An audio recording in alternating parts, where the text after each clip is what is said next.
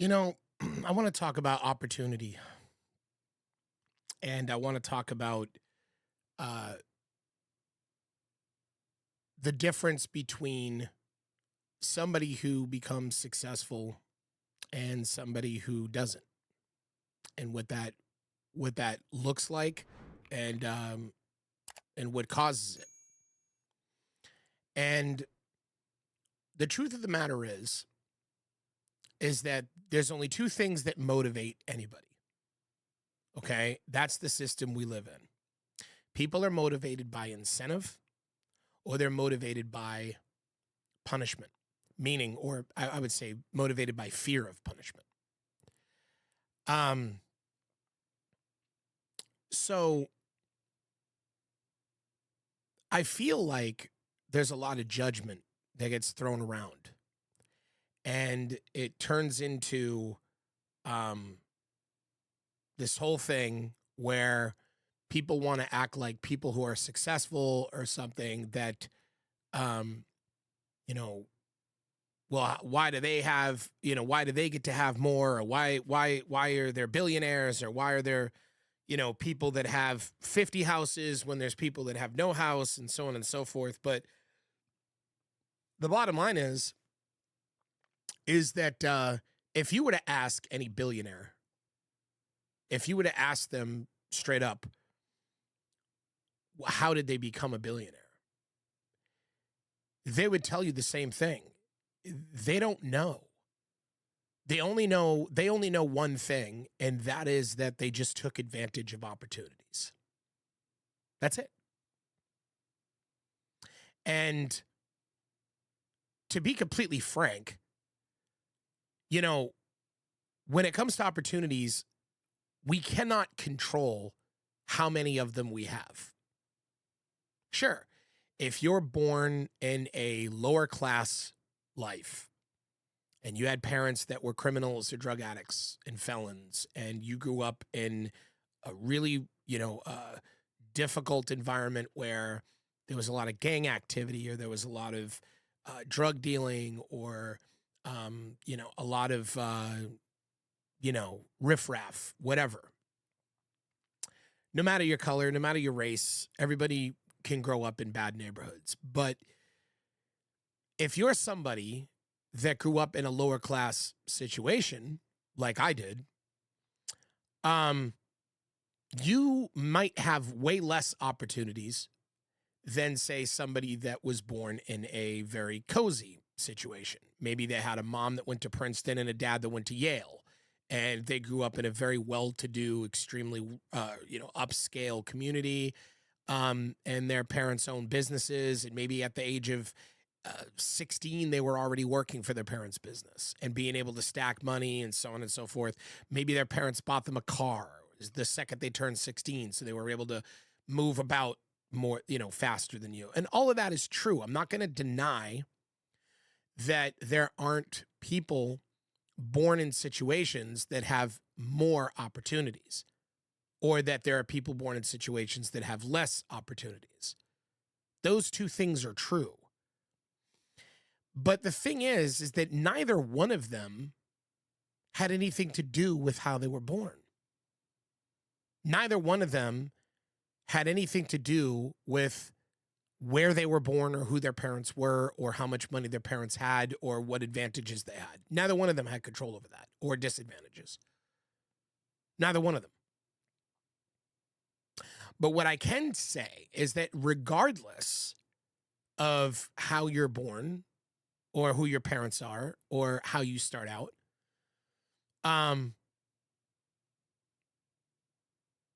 you will get opportunities. They will come. In America, you will get an opportunity. I mean, I don't want to, I'm not trying to, toot the American flag horn over here, but yeah, there's probably a lot more likely you'll have opportunities in America than maybe some other places you could be born in. But at the end of the day, in most advanced nations around the world, no matter who you are in life, you are going to have opportunities. That's just the truth, no matter what. opportunities will come up.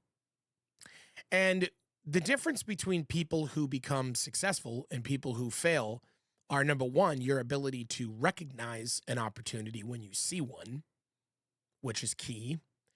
And number two, what you do with those opportunities. Tom Brady, who is arguably the greatest quarterback. I mean, I don't think people could say arguably anymore. He is the greatest quarterback that ever lived in the history of the NFL. And he says it all the time that when he was at the University of Michigan and he was a backup quarterback, he was a third string. And he says it all the time that he had a situation where he was only getting like one rep while the other two were splitting reps, all the rest of the reps. And it was irritating him. And he complained about it to one of the coaches on the staff there, who I guess he said later became kind of like a mentor figure for him. But he complained to him and he said, I want to leave. I want to go somewhere else. I want to start. And I don't like the fact that I'm only getting, one rep. And that coach told him, you're looking at this all wrong. You can't control how many opportunities you get. All you can control is recognizing that you're getting an opportunity and then trying to make the most out of that opportunity. That's what you can control. And if you go out there and you recognize, man, I'm getting this one rep and it's in front of these coaches. And then not a lot of people even get that opportunity to have a rep of showing how good they can throw the ball around at a major college football program like the University of Michigan. And Tom Brady was, in a situation where he told him, he made him aware, you have an opportunity here and you're missing it. You're complaining about it rather than realizing, wait a minute, that one rep every week or every day, or every practice day is huge. And if you look at it like it is an opportunity and then go out there and capitalize on that opportunity and make it the best rep that those coaches saw all day, then that will lead to you getting more opportunities. And it did. He wound up getting 2 reps and then 3 reps. And then before you know it, he was starting. Actually, not so sure he ever became a starter. No, I think he did. No, I don't think he did. I think he ended up having to come out and play the second half of games or something. I'm not sure about that. I don't remember exactly how that went down, but I'm not so sure he even made it all the way. But every time he was on the field, he slayed it. And it was enough to get the attention of the New England Patriots, where he then later also became a third stringer. And he was the first person to show up to the stadium and the last person to leave. He was obsessed with game film. He wanted to know more about what was going on in the game than anybody in that building. And that was so impressive that when Drew Bledsoe got hurt, Tom Brady was the guy that, even though he was the third stringer, he was the guy that Bill Belichick felt comfortable putting out there. Once again, he made the most of his opportunities and then led the team to a Super Bowl victory and then went on to become Tom Brady. Now, my whole reason for bringing this up is because it's analogous to life. And the truth of the matter is that when you take advantage of opportunities, you will get more opportunities. That's just the way it goes. So if you're somebody that sits around and you victimize yourself and you act like you're not getting any opportunities, that's a lie. That's a lie. You were given an opportunity somewhere. You just didn't see it. You didn't see it as an opportunity. And that's on you. Or you saw it and you squandered it. And when Tom Brady was later on asked on the Shaquille O'Neal podcast, People say that you're the greatest quarterback of all time. Do you feel like you're the greatest quarterback of all time? Tom Brady said, look, I don't even look at myself like that. I don't know how even people say that. In reality, he said, I just made the most of my opportunities. And if you were to go up to any billionaire and ask them how they got rich, that's the same thing that they would tell you. I don't know. Because when you take advantage of opportunities, the outcomes compound. They compound.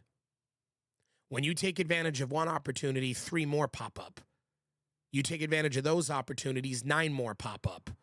They compound. They just compound and compound. And if you're somebody that continues to recognize opportunities, see them as something you could take advantage of, and then take advantage of that opportunity, you will compound your life into success. That's just the bottom line. But that is focusing again on what you can control, which is recognizing opportunities, not being blind when you get them, and capitalizing on those opportunities. That's it. And, you know, there was a, as I've mentioned to some of you who watch me, I own a company, and it's a pretty successful company. It's very thriving. I'm hoping to grow it even bigger, but right now it's doing very well. And I have people that work for me, and one of the people that works for me, he knew me since back when I had a record deal, which was a long time ago, like, you know, 2003, right? So we're talking, what, 23 years ago at this point. And he mentioned to another person who worked for me that he viewed me as being famous. And the other guy that worked for me said, he's not famous. You make him way more famous than he actually is. He's not famous. No one knows who Tommy is, blah, blah, blah. And he said, what are you talking about? He's got a Wikipedia. He had a record deal. He was an award-winning filmmaker. He's famous. So they had this debate. Clearly, as you could tell by my YouTube numbers, I am not famous. I just passed 7,500 subscribers, and I'm super happy about that. But I am not famous by any stretch of the imagination. However, when he asked me on the phone, he said, well, I don't know. I mean, are you famous? I mean, what would you call it? And I said, well, I would say that I'm not, I would not say that I'm famous, but I would say that I'm accomplished. And that resonated with him. He said, oh, yeah, that makes a lot of sense. And I said, but I'm not accomplished because I'm better than anybody. I'm not accomplished because I, am smarter than anyone else. I just know that ever since I was a homeless street kid, I saw opportunity and I capitalized on it. And that's all I did. That's literally all I did. Every single time that I saw a chance for me to follow incentives and take advantage of it, I did it. When I was homeless on the streets, I would dress up very nice.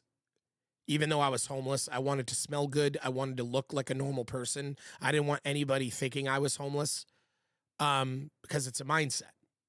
And somebody very wise once told me the streets will make you or break you. And the moment you get into the mindset that you're a homeless person, you're broke. You're broken. I had to keep a mentality the whole time like I was never homeless.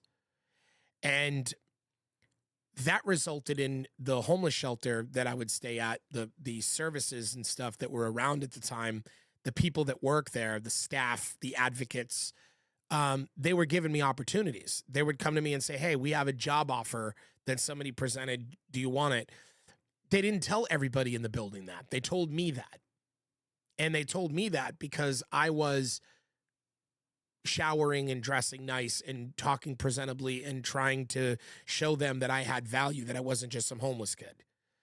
And so they began to give me all these opportunities that they weren't giving other people. And of course, when I would do those jobs and I would do them well, and they were temporary jobs, the people that I worked with would speak high praise. And they would say, man, this guy was great. He was absolutely amazing.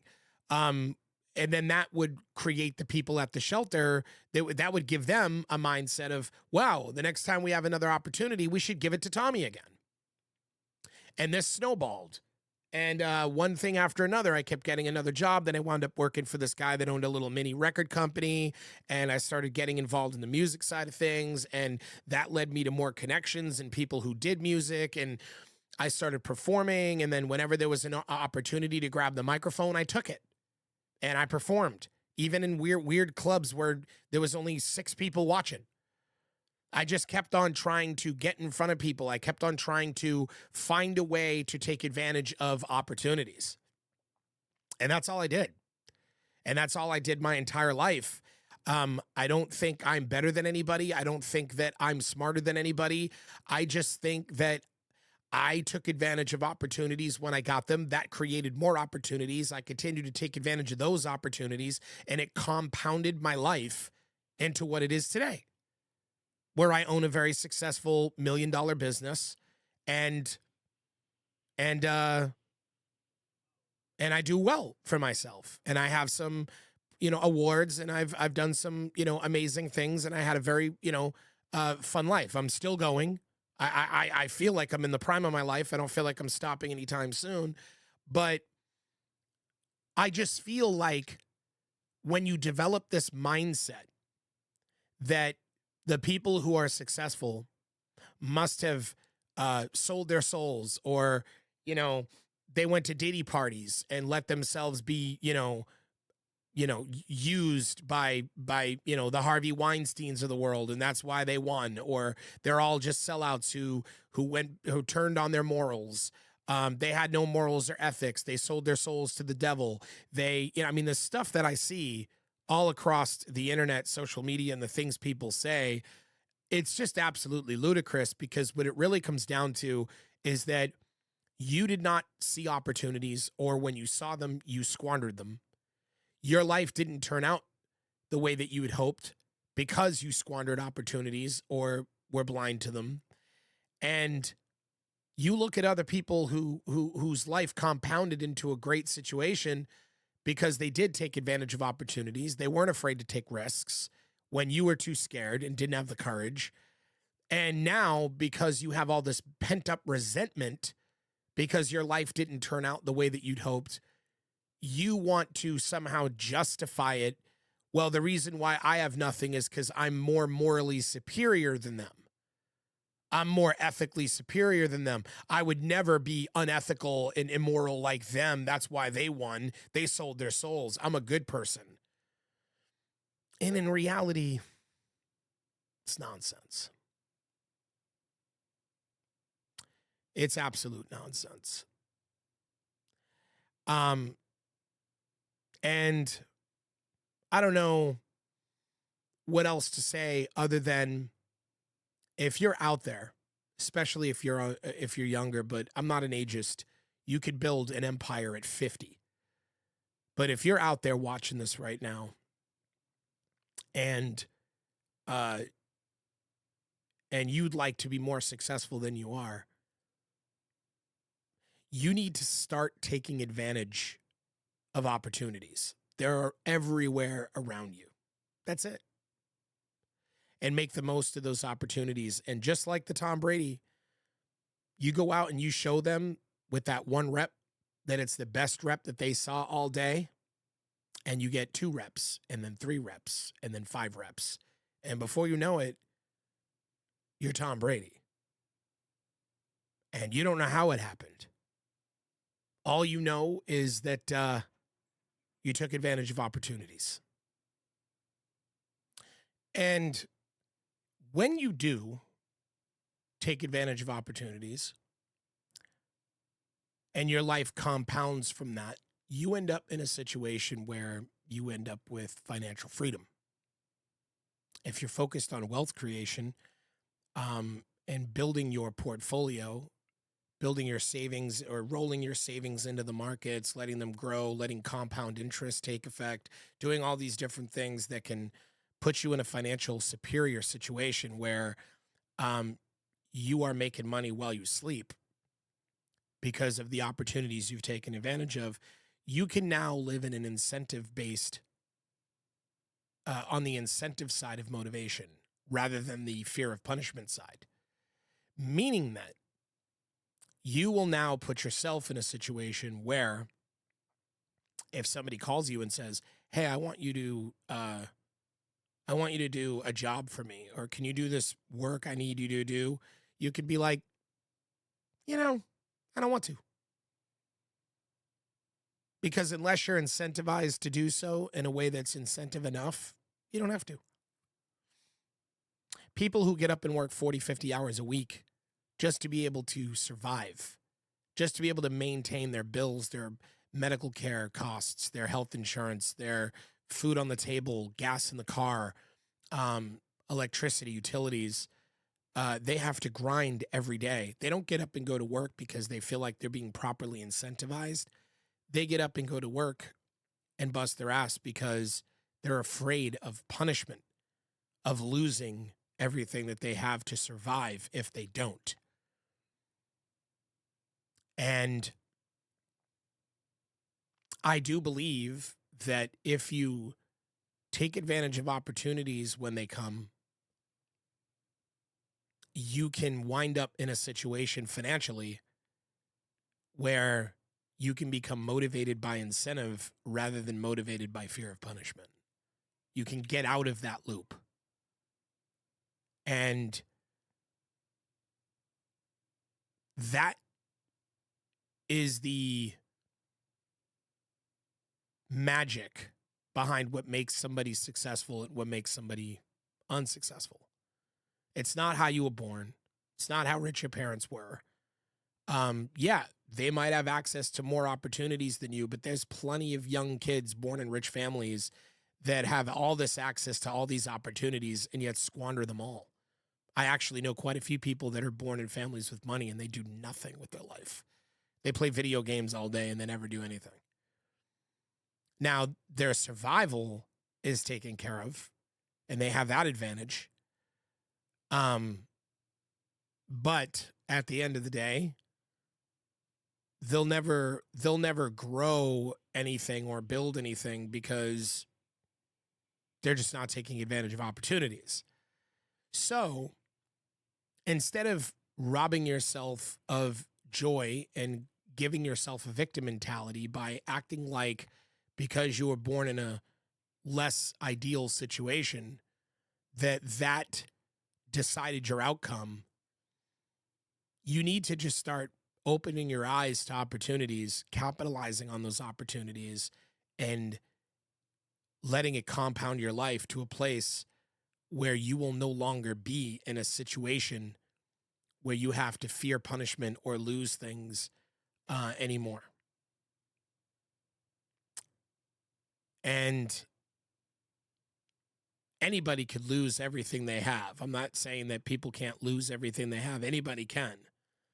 But it becomes more difficult the more you continue to take advantage of opportunity.